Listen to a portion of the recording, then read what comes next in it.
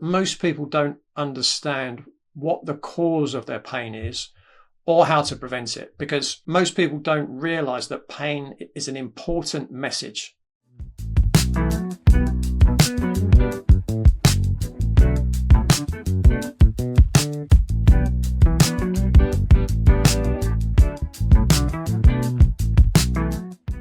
Hey everyone, my name is Pete Ferrari. Welcome to the Super Self Podcast series. Today we have a very special guest. Leigh Brandon is a functional medicine and CHEK practitioner. He is an active release techniques therapist, which I'm really excited to hear about. He's an author. The list goes on and on with regard to his pedigree. That's why I think we're super fortunate to have Leigh here today. Leigh, welcome. Pete, thank you very much for having me. I'm really looking forward to this. Yeah, I think we're gonna have a very informative session. Leigh has basically created, folks, a holistic approach to overcoming pain, and it's actually got a variety of mechanisms. One of which is nutrition and the use of nutrition to overcome pain, which I'm keenly interested in. But I think the reason why this could be so valuable is because he's got a way for us to forget about the cocktail of drugs that Big Pharma wants us on till the ends of our days. And it really is a more practical and useful way for us to, again, overcome pain. So I'm anxious to jump right in, Leigh. Yeah, I mean, it's been the last 21 years of my life that I've been helping people with pain. And you're so spot on in terms of, you know, I understand that there is a place for pharmaceuticals. There is a place for pain relief. But at the end of the day, pain is a way that your subconscious mind is making your conscious mind aware of something that you need to be aware of. Trigger. It's basically, right? Yeah, that's what people fail to understand. This is what I love. And we'll go back to it because I'd love to hear how your journey started.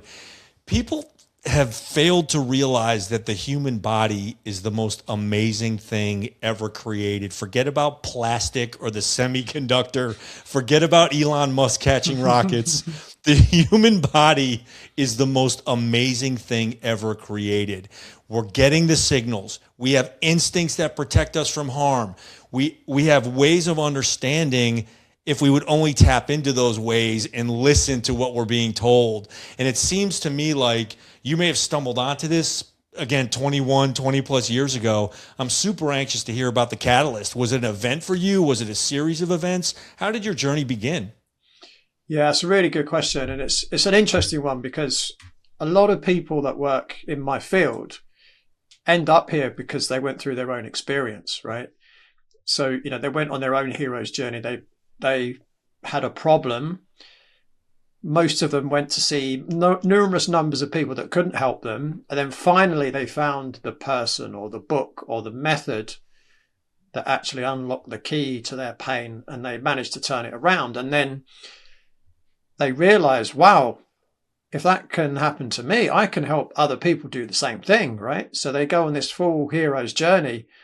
But my introduction was slightly different. So back in the 90s, I was working in a leisure centre here in England, and I was working with a lady. We were doing a session. She was doing the lat pull down, which, you know, I'm sure most people know what that is. And then she got this terrible pain in her shoulder, and she kind of screamed out. She dropped the weights, and, you know, everyone in the gym was looking at us. And I was thinking, what just happened? Like, I didn't know why she was in pain. Her technique looked correct to me. I just didn't know. And that made me feel really inadequate and really anxious. Was I to blame? Like, I'm not in this industry to hurt people. And, you know, what was interesting was, you know, before I started my training, I really looked around and I thought, right, who are the best people to train with, right? And at that time in the UK, it was pretty much agreed across the board. It was the American College of Sports Medicine, right? So I trained the American College of Sports Medicine in London. So I had the best qualification that was around back then. And so I did that training, but it wasn't enough. I still felt there was a lot missing. And that moment of inadequacy, even though I've always been someone that loves to learn. I mean, I could tell you a long story about even how I got started in personal training, but that kind of not knowing really pushed me on to learn even more, even though, even in the years that I'd been a personal trainer, at that point, I was still very studious, very much into research. But once I had that experience, I really started to dive into biomechanics and pain science and nutrition and nervous system work. And that was around, or not long after that, I started training with the CHEK Institute, which, for those that aren't familiar, it's an institute started by Paul CHEK, who's from California. And I did 5.5 years training with the CHEK Institute. And interestingly, in year one, back then, in year one, we learned what's called lumbar spine pathology. So very quickly, even after my first year of training, I was straight into helping people with lower back pain issues. After I finished training with the CHEK Institute, as you mentioned, I've studied lots of other things, including, functional diagnostic nutrition and active release techniques. I've studied different forms of energy medicine. But one of the things I remember, again, was a real, I wouldn't say it was a turning point, but it was a moment of, wow, this is what I can do to help people. It was not long after I completed my first year in the CHEK training. And by this time, I was now working in a health club in central London. And I had a really close working relationship with the club manager at the time. And I remember him saying to me, I've just taken on this woman as a member. She's got a very severe lower back pain. And I made a promise that if she joins the club, she has to work with you. Because obviously he knew the training that I'd done. So he said, look, she's paid for sessions with you. So, here's her details. Contact her and off you go. So she came in, I did my assessments on her, physical assessments that I'd learned through the CHEK Institute. Now, this lady, I'll never forget her. Her name was Caroline. She was in her 40s. So I would have been in my early 30s at this point. And she used to be a professional dancer. But because of her back pain, she wasn't able to dance. And she'd been to see expert after expert after expert. No one could help her. She'd spent a fortune. Not only could she not work in her passion, she was doing temping work in offices. She couldn't even work full time because of the pain. So she couldn't follow her passion, and she could barely support herself as well because of the pain. So after my assessment, I designed a corrective exercise program to kind of realign her structure, improve her core stability, all the things I'd been taught to do. And so she started working with me 3 times a week. So we were doing the sessions and things seemed to be going quite well. And at the end of week 4, she disappeared. I thought, oh no, what's happened? Like, again, my memories have gone back to that lady on the lat pull down machine. I'm thinking, oh no, what's happened? And I'm trying to call her. I couldn't get through to her. She wasn't returning my calls. And I'm thinking, oh no, what's happened? And so I went to one of the office staff and I said, look, I'm trying to get hold of Caroline. I've tried and tried. I can't get through to her, but I'm really worried. Can one of you guys maybe try and follow her up and see what's happened? Anyway, I go back to, working with all my other clients. I completely forgot about Caroline. And one day, one of the office staff came up to me and they said, oh, I've got to tell you something. And oh, what's that? I said, we just got hold of Caroline. I was like, oh, how is she? And they said, she's great. She's away on a dance tour. Right? Now, if she'd have said to me at the end of week 4, am I ready to go on a dance tour? I'd have said, no, you're not ready. Right? There was still, as far as I was concerned, there was still a lot of work to go through. And they said, look, she said, can you thank Leigh because, she can't believe how quickly she's turned her back pain around because she'd had it for years. And now she was away doing what she loved to do on this dance tour. So that moment for me was really powerful, seeing someone basically reclaim their life again and be able to live their passion. And since then I've had many, many stories just like that one. But also going back to your original question about how did I get into it, what was interesting, would it have been 12 years ago, almost 13 years ago, I ruptured my L4, 5 and L5 lumbar discs, right? So it was almost like, a lot of people go through that first and then they get into the industry. I'd been rehabilitating people's lumbar spines for years, and then it happened to me, right? But basically, what did I do? I did the things that I've been taught to do. Now, interestingly, before I did mine, one of my cousins had a similar situation, but mine was a lot more serious. 2 years later, I was back lifting heavy weights, playing competitive tennis again, absolutely back to normal. My cousin was still on morphine, getting ready for surgery because she didn't have the knowledge that I had. But going back to what I was saying earlier about, pain is a message. And Paul CHEK himself says that pain is a teacher. One of the things that I learned from my own lower back experience was what it's like to go through that, because I can do all the training in the world. I can understand the biomechanics of the body. I can understand pain science. But until I go through that experience myself, I don't fully understand what it feels like for one of my clients. And even silly things, well, it's not silly at the time, but, when you've got quite a severe disc derangement, the slightest bending forwards, flexion of the spine, you got shooting pain. Yeah, so, it's like you're being shot. Yeah. So things like putting on underwear, putting socks on, putting shoes on, right, sitting in a chair. Right. It's like, wow, okay, now I really understand what it's like for these people. But I was also coming up with strategies on how I could do that myself without causing more pain. So that was really, for me, how I got into it. It was almost by chance I got into it. The interesting thing was I was studying Paul CHEK for a long time, even before I actually started doing his certification courses.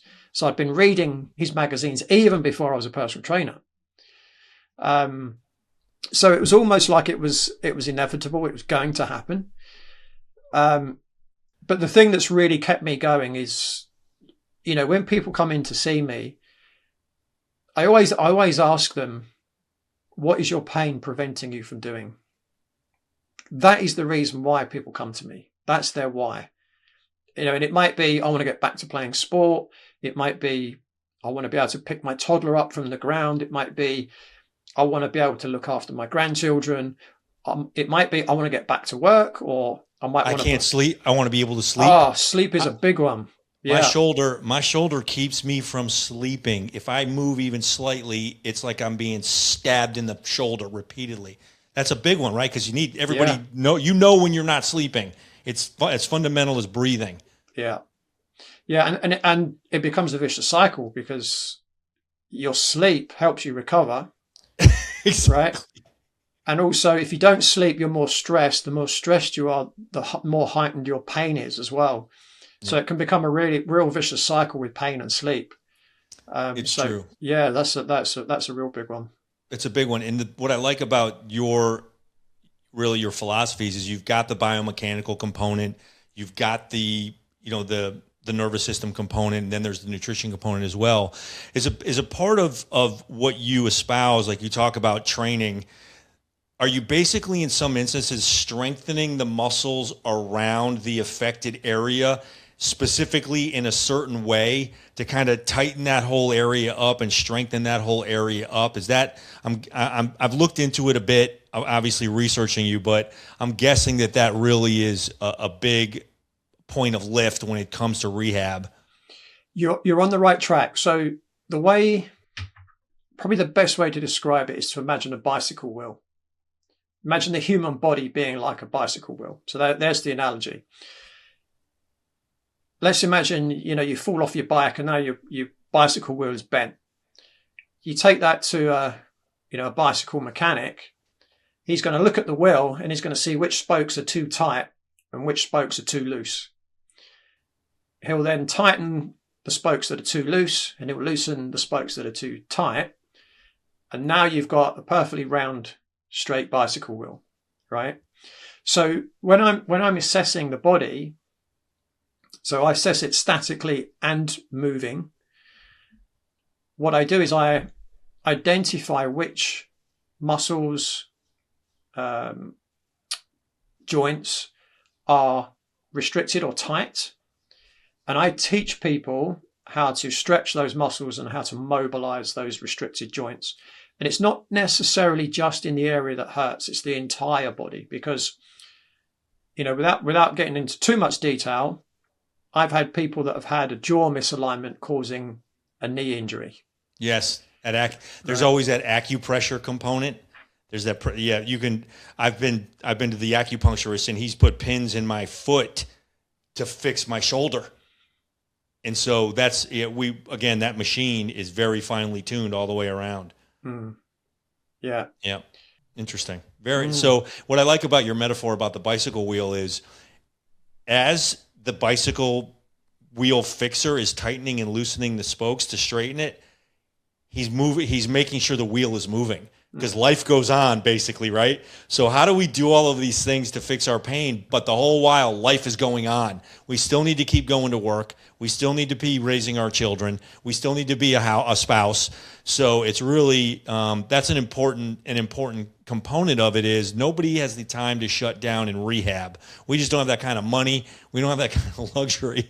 And so when you look at the stretching exercises and the different types of physical training that you can do, it just becomes a natural part of somebody's life. You're weaving it into their lifestyle instead of having them to completely succumb in order to repair, which is very practical. That's why I appreciate it so much.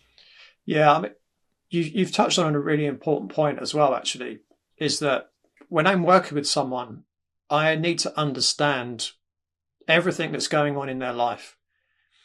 And I also need to really understand their values.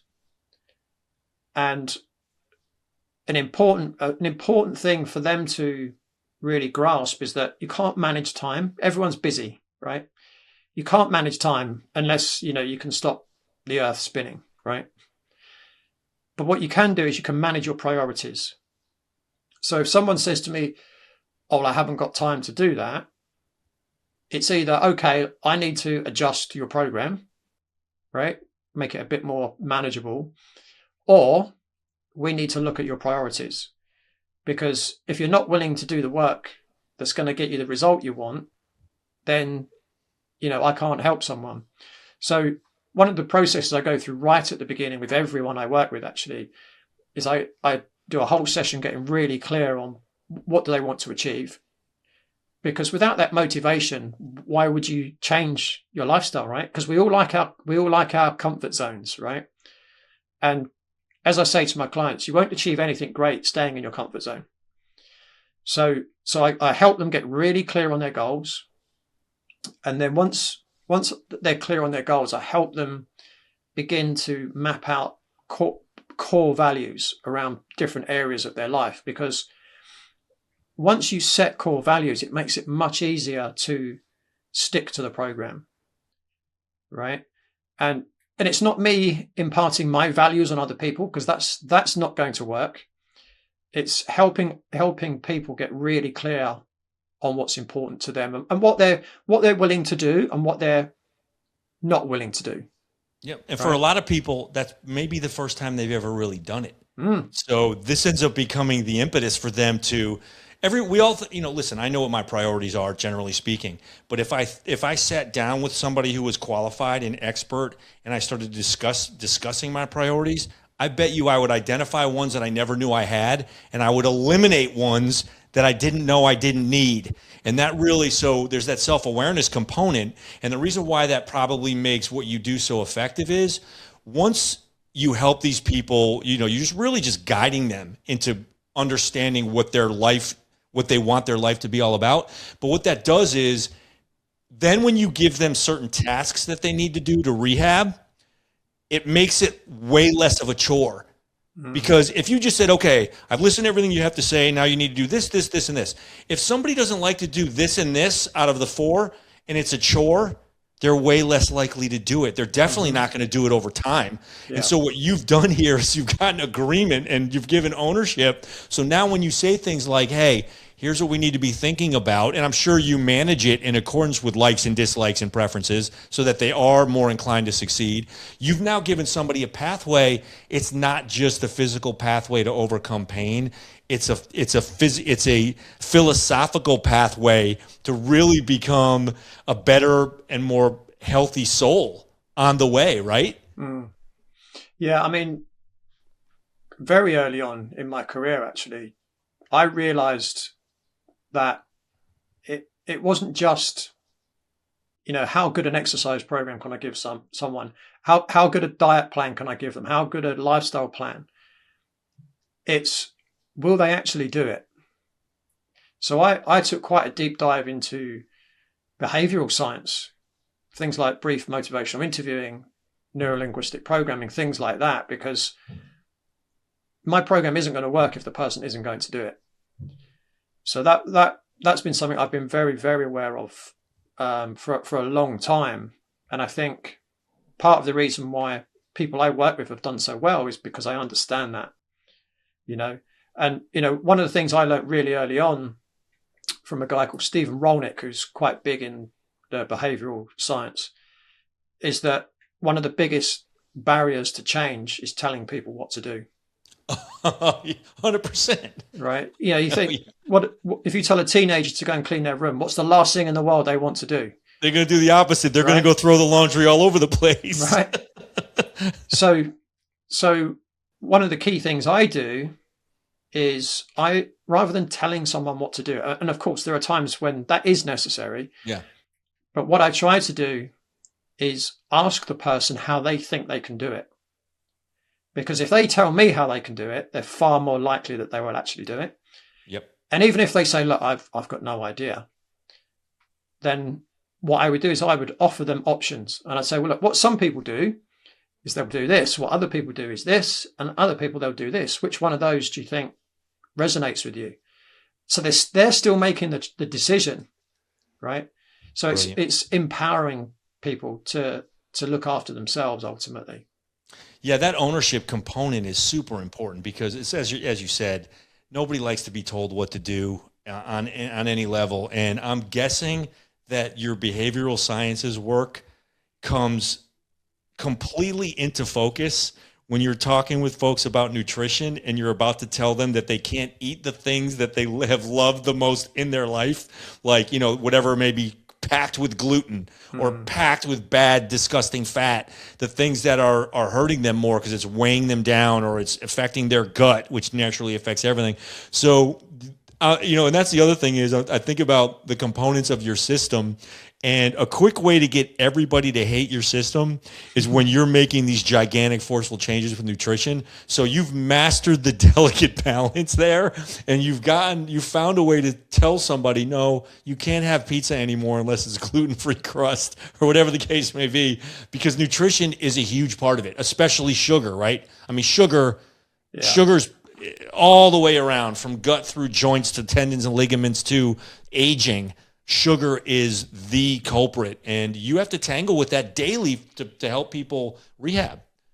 Yeah, I mean, there's a couple of things there. So when it comes to change, you have to be aware that change takes energy. So when I'm assessing someone, and again, in the CHEK system, we use about 16 different health questionnaires that they complete before they come to see us. And obviously we can see certain stresses that their body might be under as well. And the less stress someone has, the more change I'm able to suggest that they do. The more stress, the less energy someone has, the smaller changes I'm going to give them, because otherwise it will just be too much. And the other thing, particularly with food, if I'm suggesting someone take something out of their diet, I'm always making suggestions of what they can place it with, right? because then it doesn't feel like you're depriving them of something, because that's what people tend to, oh, you can't have this, you can't have that, you can't have this. It's like, right, okay, so it's probably a good idea you eliminate this for a while. But, and again, I wouldn't necessarily say this is what you can have instead. I'd say, what do you think you could replace that with, right? So again, I'm going down that route. And if they say, well, I don't know, then I would give them options. That options and ownership, right? I mean, they've got to be two critical components of success, giving people options and giving them ownership. And it's just so much more likely that folks are going to want to do it for the long term, and it becomes a part of their lifestyle. We talk about it on this podcast all the time, where you talked about some of the jumps are smaller movements. They don't have to be cataclysmic big jumps, because small moves leads to momentum, and momentum leads to big moves, and big moves leads to a lifestyle. Yeah. And that's really, I mean, that's where I think folks should understand that if they're facing anybody our age, I turned 59 last week, anybody close to my age. I turned 57 today. Hey, happy birthday. Thank you. So I'd love to think I was only 4 days older than you, but unfortunately it's a couple of years and 4 days. Happy birthday. And you too. Thank you. Well, I appreciate it, but thank you for taking time on your birthday to come and do this podcast. That's big. No problem. Wow, that's incredible. And so you probably at your age, unfortunately, we've all got some level of pain, whether it's a crick in our neck, my shoulders kill me. I'm good. And so I'm really good. You feel well because of everything that you're doing in accordance with all of the philosophies you espouse, right? And I think for the normal person, you can help us understand that this pain can be reversed. It doesn't have to be the new normal, or, hey, I'm just this age. It can be reversed. And that's why when we find you, and at the end of the show, I'll ask you where everybody can find you. But that's what I think one of the most important messages is today, is that this does not have to be the norm. Living in immense pain or going on a cocktail of painkillers does not have to be the norm. And it's something where even if somebody's not quite at the step where they're ready to reach out right now, or they're ready to embrace a gigantic program, there've got to be little insights that you can provide us with that will kind of lead us there, or at least help us day to day, where we'll at least be on that path where we can realize certain things over time. I'm sure you've dealt with that before. Yeah. I mean, I completely understand why people think that pain comes with age, right? It is everywhere. And, a few months ago, I remember I did a little bit of research into what the current figures are for chronic pain for adults. And for the adult population in the UK, it was 45%. Wow. Right? Which is a lot. 1 out of 2. Yeah. And the over 75s, it was 75%. So as you look at age, it becomes more likely. But even when you look at over 75s, 25% of them still don't have any pain, right? So is it age? I think part of it is the longer you live, the more chance you've got to abuse your body, right? But I think going back to what we said right at the beginning, I think that the truth is that most people don't understand what the cause of their pain is or how to prevent it, because most people don't realize that pain is an important message. So there's a great book called The Gift of Pain, and it explains how people with leprosy don't have pain receptors, which is why they often lose fingers, hands, toes, feet, ears, nose. They don't feel pain. So you could be stood next to a fire. Now, most people, they'll feel the heat on their hand and they'll take their hand away. People with leprosy, they'll look down and realize their hand's just melted because they don't have any pain receptors, right? So pain is a gift, and pain is trying to tell you something. And I'll come back to that. But, what most people tend to do when they experience pain is they reach for painkillers or anti-inflammatories rather than trying to deal with the root cause. And we all understand why that is. We've been conditioned down that path. The other thing as well is that, medical doctors have been trained in that way. They've been trained to treat symptoms. If you look at a medical degree, what do they get taught? Anatomy, physiology, pathophysiology, symptomology, and pharmacology, right? They don't get taught nutrition. They don't get taught exercise, none of that. And once they're in their role, they don't have the time or the resources to go deeper than, oh, you're in pain, let me write you a prescription. So, a lot of people that come to me, they've been down that route and they feel dismissed. They feel gaslit. They often get told it's just in your head. Well, the truth is all pain is in your head. It's in the brain, right? That's where pain signals get acknowledged, is in the brain. But it doesn't mean it's not real. The pain is real, right? We know you can have an arm amputated and still get hand pain in that arm, right? It's called phantom pain, right? So the pain that people are feeling is real. Just because a person in a white coat can't explain to you why you're in pain doesn't mean it's not real, right? The other thing with chronic, or what we call persistent pain that goes on for a long time, normally anything longer than about 3 months is considered chronic or persistent pain. Any pain that you've had for that period of time often isn't about damage. So whenever we feel pain, we think, oh, something's damaged, right? But what that is often the nervous system is stuck in overdrive. So just one analogy, I've got lots of analogies, but if you think of in your house, let's say you have a fire alarm, right? If there's a fire at night, you're asleep, you will want the fire alarm to go off to make you aware that there's a fire. Then you can get out of the home, right? Call the fire department. Hopefully they'll come and put the fire out. Now,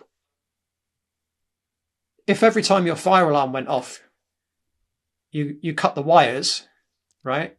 Can you see there might be a problem the next time there's a fire, right?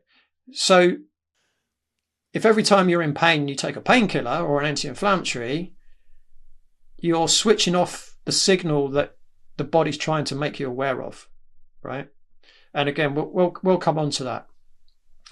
But the way that I look at pain, and to make it really simple for the audience to understand, I look at it from 3 core areas to find the root cause.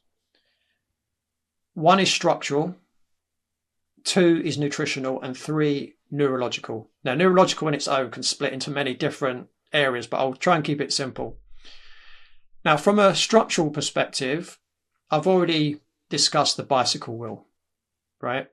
So we know if the spokes of the wheel are too tight, we're going to loosen them. If they're too loose, we're going to tighten them. Okay, and that's what I do with the human body. When your body is like the buckled bicycle wheel, what happens is that there are excessive stresses on the tissues of the body, which can create wear and tear, which can cause pain. One of the most well-known, I guess, is like an arthritic condition, right? So you've got joints. If you think of joints that are not necessarily stable and they're moving like so, they're rubbing because they're not stable. Now that friction is going to cause wear and tear. Okay, and that can be in all 3 dimensions. So you can get excessive compression, excessive torsion, or shear forces. That can lead to, as I say, any kind of condition, a lot of conditions, but an arthritic one is probably the most well known. So one example I had of someone who came to me, so this guy's name was Billy. He was a rugby player. As we say in England, it's the real man's sport, right? I say that in America for myself too. It really is. Because for those who don't know, they don't wear pads like you guys do in football or helmets. No, it's a real. I played rugby in college for 8 weeks. First practice, I broke my shin. Came back from that. Next practice, broke my nose. Came back from that. That practice, I broke my thumb. I played for about 12 weeks. I never played one game because I broke something in practice no pads. Broke 3 things in practice, was always out. And then I was like, screw it. I'm going back to lacrosse. I can't handle this. I'm never going to get on the field. It's the baddest sport there is, the toughest guys in the world. Yeah. I mean, for transparency, I never played it either. I'm not the biggest guy in the world, so I would. Me either, brother. I'm 5'7". Right. Okay. Yeah, I'm a bit taller, but I'm quite naturally. I mean, I was quick. I mean, I might have been able to get away with playing on the wing because I was quick. But yeah, if I'd have got hit by one of the big guys, I probably was never going to get up again. Yes, sir. But so this guy came to see me.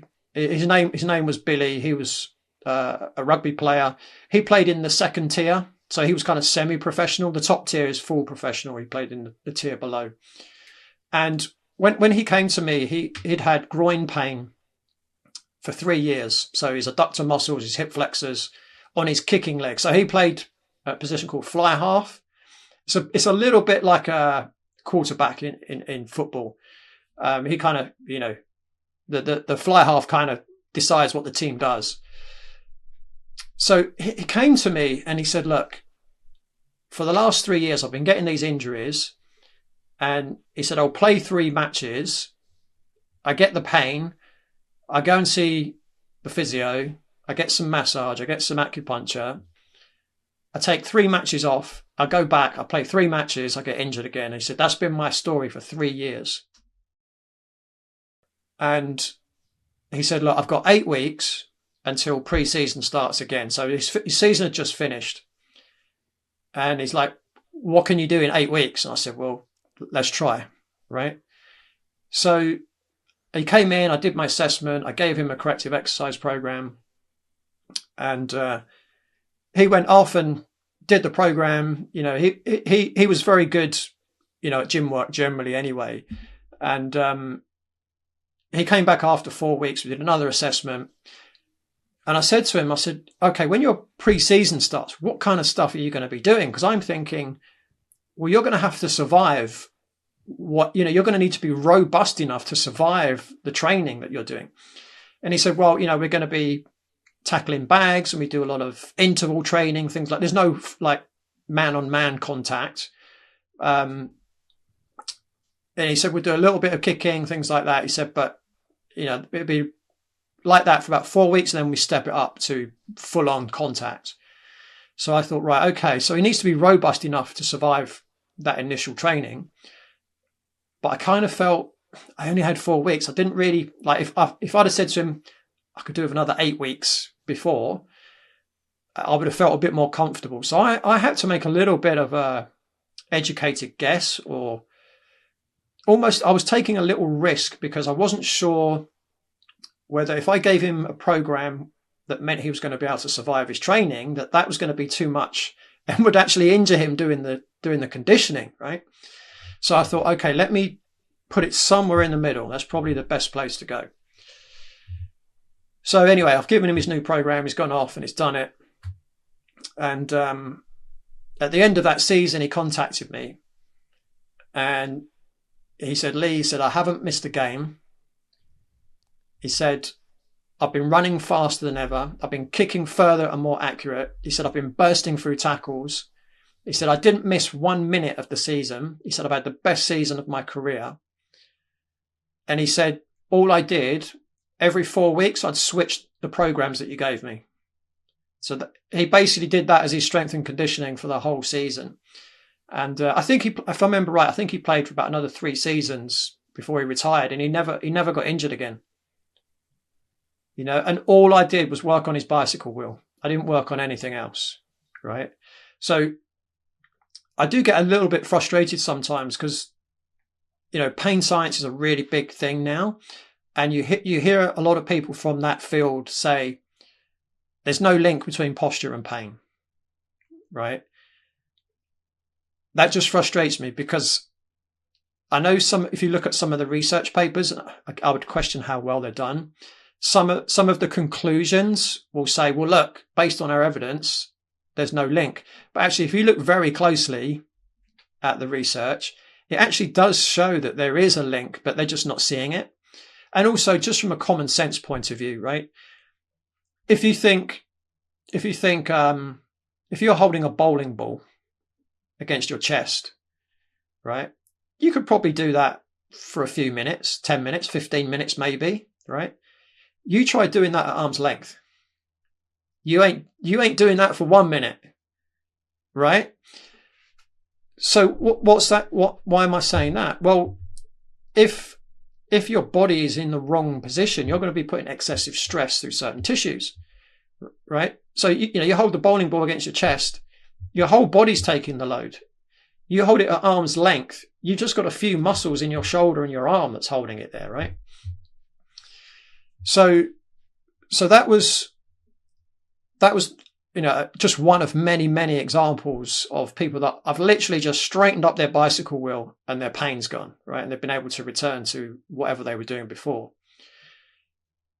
From a nutritional point of view, so things like a poor diet, inflammatory foods, you've mentioned gluten, you've mentioned sugar, seed oils is another big one, pasteurized dairy could be another one. Food sensitivities, and again, that can be anything in anybody. We're all different. Toxins in the food. Any food that's not organic is toxic. And we don't know what's being sprayed in the skies these days. It falls down to the soil. You're spot on. There's toxins in almost every food now, unfortunately. Even organic foods, unfortunately. But yeah, I've gone organic, and my position on that is, it's better than everything else. It may still have its toxicity because, like you said, it's fallen out of the damn sky, but it's better than everything else. Yeah, absolutely. So you've got those foods, anything that's irritating the gut, anything that could cause what we call leaky gut syndrome, all of those things can drive pain. So anything that stimulates the nervous system, because if you think, pain, as I keep saying, is a communication pathway, and the pathway is the nervous system. So if you overexcite the nervous system, it's going to increase your perception of pain. Okay, there's a concept called central sensitization, which is what that basically is. If you put more load through the central nervous system, it's going to increase your sensitivity to pain. Okay, now one person I work with where I helped overcome their pain purely by nutrition. And again, most of the time, it's a combination of things, right? Most of the time. But just to kind of make it clear to people, I worked with one guy, his name was Trail, and he had lost about 40 pounds of weight before he came to see me. Not weight he was intending to lose, by the way. And what was happening with he was having pain in his sternum, in his breastbone. And whenever he ate, his throat would swell up and he would choke, right? So if you imagine every time you eat, your throat swells up and you choke, you start to get fearful of eating, right? Hence he was losing a lot of weight. So he was living off a liquid diet, but even that wasn't doing the job.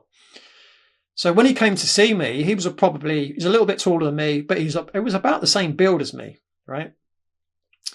I don't know what I would have weighed then, maybe 165 pounds, something like that, right? And he went to see so many doctors here in the UK, and again, spent a fortune. And they were like, yep, we've got no idea. Or they'd say, oh, you've got a condition called costochondritis, which is inflammation of the cartilage of the rib cage. And one doctor said to him, well, look, I'm not sure, but what we can do is we can cut down your breastbone, we can open up your chest cavity and have a look inside to see if we find something. Get the right? And he was like horrified.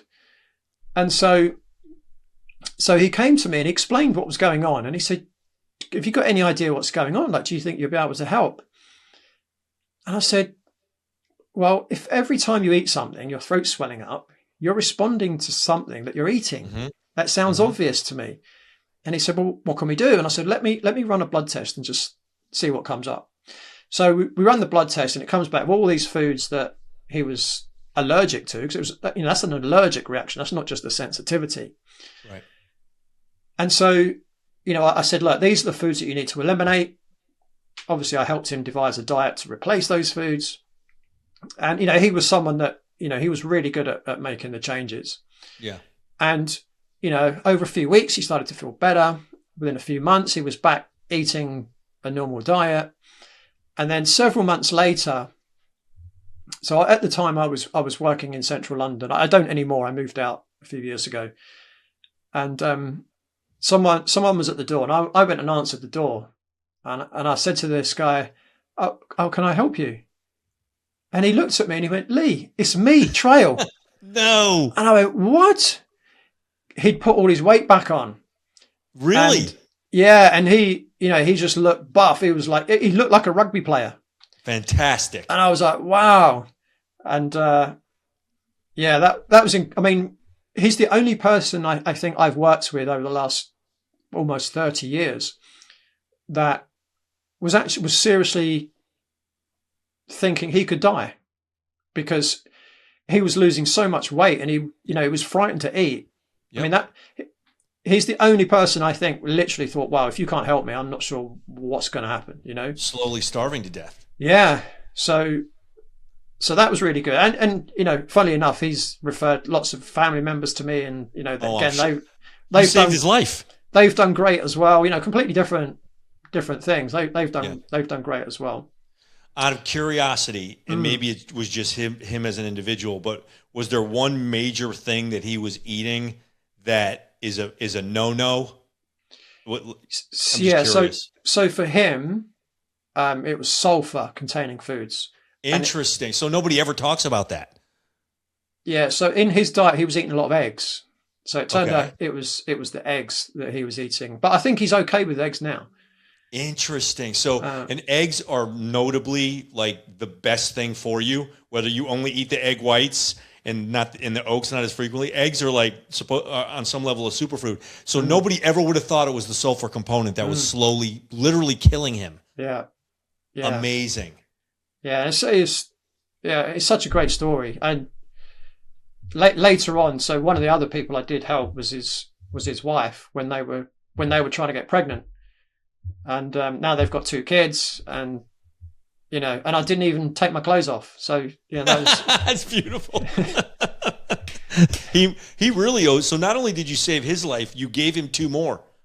Yeah, and the level of satisfaction I can't even put into words. It's just it makes all the. I love studying anyway, but it makes all that hard work just so worthwhile when you can help people in that way. It's amazing. It sounds like you really are the master. You're just the master puzzle piece. You assemble these puzzles that are people's lives, and you help them create this big, beautiful picture. It's really, they help as well, but it's a testament to 30 years of studying on your part. And I love the fact, and I think it has a lot to do with the fact that you come from a personal training background, because people just don't understand that body component of the mind, body, soul connection is so important. It's usually the first to go. Somebody gets busy, the gym is the first thing to go, or walking around the block is the first thing to go when they're stressed out or they're busy or they're tired. But it's such a critical component. I think that's given you a level of practicality when you combine it with things like CHEK, and when you combine it with the other studies that you've found over the years. It's really, I believe it's given you a leg up, because, and I say this all the time, athletes are different people, and you're an athlete, right? We process things differently. We're more agile in our thought, more dexterity in our thought, more resilient. And so that's given you this master puzzle piece, this puzzle creator mentality, where you just need to see the pieces, and then the problems begin to be solved, right? Yeah. And again, I would say in some ways I'm very fortunate in terms of the education that I've been attracted to study. In the CHEK system, we have something called a totem pole. That is a process of assessing different systems in the body to work out, okay, so what is the actual cause, right? When I studied functional diagnostic nutrition, one of the things they say is you are a health detective, right? Right? It's you lock down the crime scene, which really the way I interpret that is you're gathering information, right? And then you're trying to find out, well, who's the criminal, right? But really, what's the root cause? That's what it's really all about. And then the third aspect, neurological. Again, this goes back to the analogy I used with the fire alarm. So neurological pain, as I would say it, is that your house is on fire, your fire alarm has gone off, the fire department have turned up, they've put the fire out, but the alarm is still going, and you can't turn the alarm off. Right? How annoying would that be? Right? Yeah. You've rebuilt the house has been completely refurbished, the alarm is still going, you can't turn it off. Right. Right? Or the other analogy that I often use, you probably remember back in the 80s, the old car alarms. A big truck goes down the street and all the car alarms go off, right? Yep. Oh, yeah. Because they're too sensitive. And, someone that's suffering from chronic pain, their nervous system is too sensitive, like the old car alarms. And what they need to do is to kind of try and dial it down a little bit. Now, the question is, what causes people's nervous systems to be overstimulated? Stress, right? And it could be emotional stress, it could be financial stress, it could be relationship stress, it could be childhood trauma. All those things keep your system on high alert. Now, as I say, I could go into lots of different directions talking about neurological pain, but I've got one example that I do use it a lot because it's such a good one.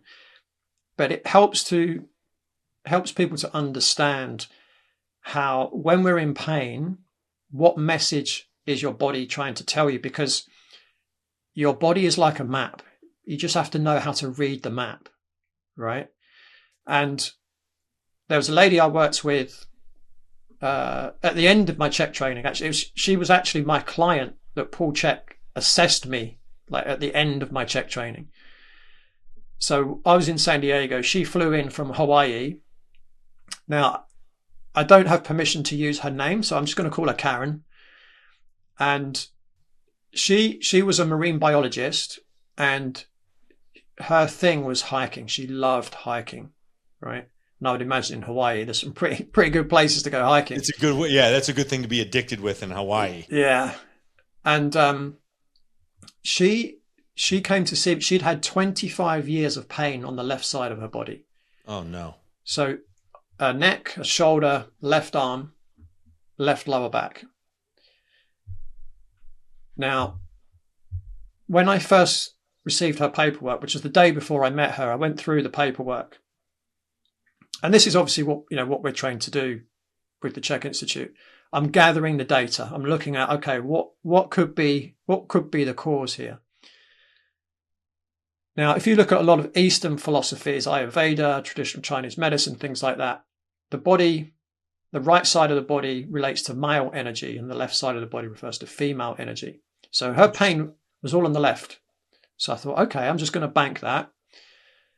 And then the pain, neck, shoulder, arm, and then lower back. So I start looking at the chakras of the body. So there's seven chakras.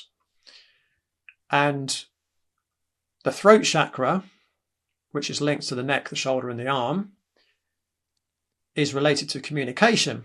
So I just thought, oh, that's interesting. And oftentimes, when there's an issue, it's normally a parent, right? So I thought, okay, let me ask her a question tomorrow when I see her. So, we're in our first consultation. And this lady was quite quiet. She was quite shy, very, very pleasant, lovely lady. She was in her early 50s at the time. And I said, so I'm just curious, what's your relationship like with your mother? She just flipped. Don't talk to me about my mother. She never loved me. We don't get on. We haven't spoken for decades. Right? I was like, oh, I might have hit the nail on the head here, right? It might have been, she might have said, oh yeah, it's great. Like, no problem. But, and then I would have moved on looking for something else, right?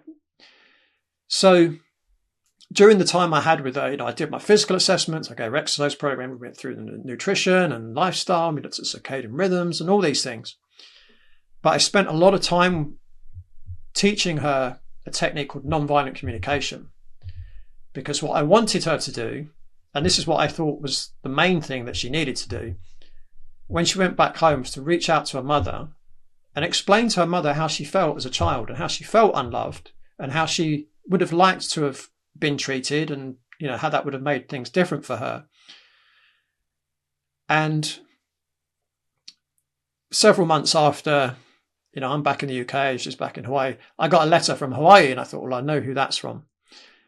And just to paraphrase the letter, she said, I can't thank you enough. Not only is my pain completely gone, but I've now got a great relationship with my mum, and we see each other every day, and we get on like a house on fire. I'm amazed right now. Right. And so what's really important is to try to understand the message your body is giving you when you're in pain. And it might be as simple as you've just trod on something sharp. Get your foot off it. Right? Right. It doesn't have to be something that's it doesn't have to be a deep trauma. Childhood trauma or anything like that. But it's always a message. And if you don't understand what the message is, maybe try and get quiet in your own mind and just sit quietly and see if something comes up. And then if nothing comes up after, you might have tried for a few months, maybe reach out to someone who potentially can read the human body like a map. Yeah, and that's clearly you. I mean, I love the fact that you're asking people to get in touch with their own instincts prior, right? See if you can read your own map. But if you can't, and I'm going to ask you to tell everybody how to get in touch with you, you're there to help. It's only going to be of benefit if they've tried to do it themselves first, because there's going to be some level of self-awareness. There's going to be some level of not necessarily answers, but they're going to be able to tell you where they got stuck or what they were cycling. And that's just a couple of more pieces for you as the master puzzle maker to put this thing together. So it's always going to be of benefit. And that's where I think the things that you're clearly at a whole new level, man. I mean, this has been astounding and astonishing for me to learn that there are so many things involved in what ends up manifesting as physical pain. And that's what I think the biggest takeaway today is, that there are literally neurological components that could go back to childhood trauma that contribute to locking up types of pain. And once we start to understand these things, the sky's the limit. Once you start to understand, sky's the limit. Mm-hmm. And whether you can only mitigate the pain, whether you can remove it altogether, whether you can understand yourself on a deeper level, which is going to give your mind and your soul lift, which will then help the body. The tide lifts all boats. I think it's just been a phenomenal way for everybody to kind of dip their toe into these waters. And I'm guessing that a lot of people are going to reach out. You got to tell us how to get in touch with you. Yeah, so probably the best way is my website, which is www.bodychek. Now, just be careful of the spelling. It's bodychek.co.uk. I'm on lots of different social medias, but I do keep getting my accounts closed down. I think I keep telling a lot of truth, which is not allowed these days. But probably Instagram is probably the best social media. So my social media handle is Beyond the Pain Pod, because I have a podcast as well called Beyond the Pain. But yeah, I mean, most other ways of contacting me, you can get me through my website. I've got a number of books that people can buy. Obviously, I've got Amazon. Unfortunately, yes. You can buy them. You can buy them anywhere. Barnes and Noble, any bookstore, you should be able to order it. Yeah, I'm not a fan of these big global organizations, especially living in the UK. But Lee, it's so funny that you say that, because literally every single person I have on this podcast, when Amazon comes up, everybody shakes their head in dismay and regret. It's just they're like they're just a giant $1 trillion mafia. Yeah, I can't disagree with that. Yeah, I hate it. I mean, and especially when you add free shipping. So it's just, there's nothing you can, to get it in one day and free shipping. It's a big mafia. It's never going to be overcome, but we can get it anywhere. Barnes and Noble, we can get it anywhere, right? Yeah. Yeah. Support the local guy. Yeah. And I like the book part. For me, it's the books that are great because you can read them on your own time. You can learn on your own dime. And then I'm sure that a lot of people are going to be compelled to reach out beyond the Instagram and the website, which are the two best. Is there any other way you think online to get in touch with you, or those two solid ways? They're the best ways. What I would just add as well, if you go to my website, I am giving away what's called the pain-free plate. And it's a guide on the foods not only to eliminate, to reduce pain, but also I've got lots of ideas on foods you can replace them with as well. And it's all for free. So if you download that guide, you'll also keep up to date. I've actually got a course coming out next March. So this is the first time I'm ever announcing it, where I'm going to be coaching people online to help reduce pain. So if you sign up for the guide, you're the only people that are going to hear more information about that program next year. Amazing. Well, perfect. Thank you for announcing it on your birthday. This is good stuff. Love it. I love it, man. I can't thank you enough for taking the time again on your birthday to share your thoughts with us. It's been remarkable for me. I've learned a lot, and I'm going in for the free plate. There's no question about it, because I'm always trying to learn. You know, we sell a rare and healthy sugar, allulose, we call Jaca, which is a great sugar replacement, no health detriment. So I'm anxious to go in and see what you got cooking in there, no pun.